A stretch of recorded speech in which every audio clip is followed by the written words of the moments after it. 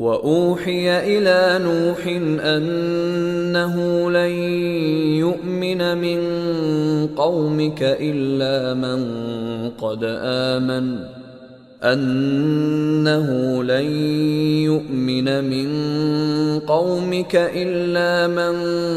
قَدْ آمَنَ فَلَا تَبْتَئِسْ بِمَا كَانُوا يَفْعَلُونَ. وَأُوحِيَ، وہ کے معنی اور، وہی کرنا کا کلمہ تو اردو میں بھی ایسے ہی استعمال کیا جاتا ہے، لیکن یہ پیسیو وائز وہی کیا گیا، یعنی اللہ جل شانہ نے خفیہ اشارے کے ذریعے بتا دیا الی نوح، حضرت نوح علیہ السلام کو، انہو یا انہو، ہر دو حالتوں میں اس کے معنی تو بے شک ہی رہیں گے. انہو بے شک وہ، لن یومنا، لن، لا، لم، ما نافیہ، لیسا، یہ سارے کلمات نفی کے لیے استعمال ہوتے ہیں، لیکن لن مضارع سے پہلے آتا ہے جس کے معنی میں حال اور مستقبل ہوتا ہے، لیکن لن کے ساتھ نفی کر دی جائے تو مستقبل کی نفی مراد ہوتی ہے.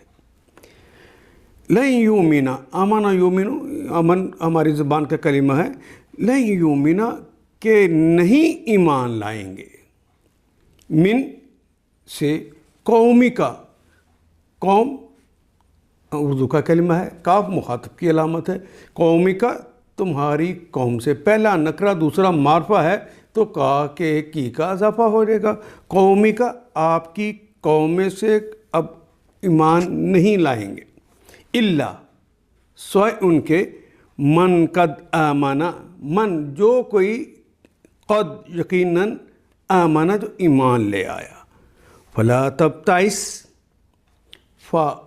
اب ظاہر ہے کہ ایک آدمی نے 950 سال لوگوں کو دعوت دی ہو، اور 950 سال کی دعوت کے بعد اتنے سے ہی مسلمان ہوں کہ وہ ایک کشتی میں آ جائے ڈھور ڈنگر سمیت، تو دل تو دکھتا ہے. تو اللہ اپنے بندے کو تسلیاں دیتے ہیں. فلا تبتئس،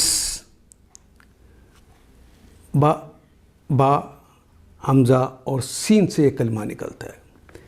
بأسائی، ہم پہلے بھی پڑھ کے، بأسائی وضرائی، سختیاں.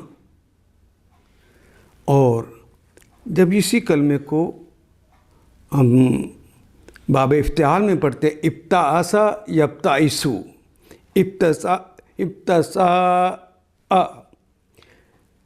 بحثا یابسو اور ابتعاسا یبتعسو، جب ہم اس کو پڑھتے ہیں تو اس کے معنی غم کرنا ہوتے ہیں، بلکہ اس کے معنی کے اندر سخت غمگین ہو جانا ہوتے ہیں، دل برداشتہ ہو جانا ہوتے ہیں.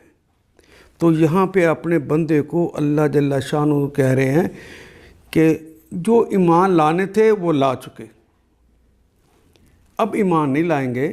فلا تبتئس، دیکھنا اب دل برداشتہ نہ ہونا، اب غم نہ کرنا، بما کانوا یفعلون، بے اس پر، با کے معنی پر بھی، با کے معنی کے سبب بھی، تو یہاں دونوں معنی ہم استعمال کریں، پر بھی اور سبب بھی، تو جملہ اردو کا بنے گا.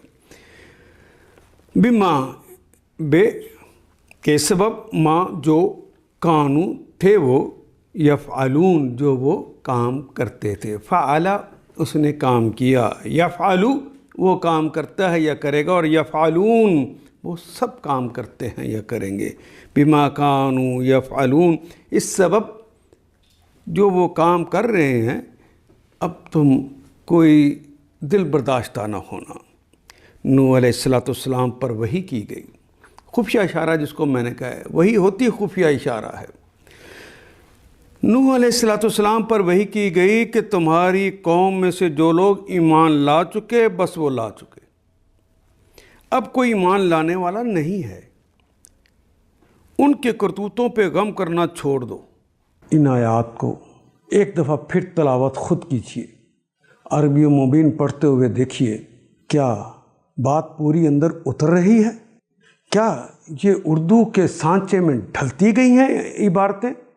اگر بات سمجھ آنی شروع ہو گئی تو الحمدللہ یہی ہمارا ہدف ہے اور یہ ہدف پورا ہو گیا۔ اللہ میرا اور آپ کا حامی و ناصر۔ الف لام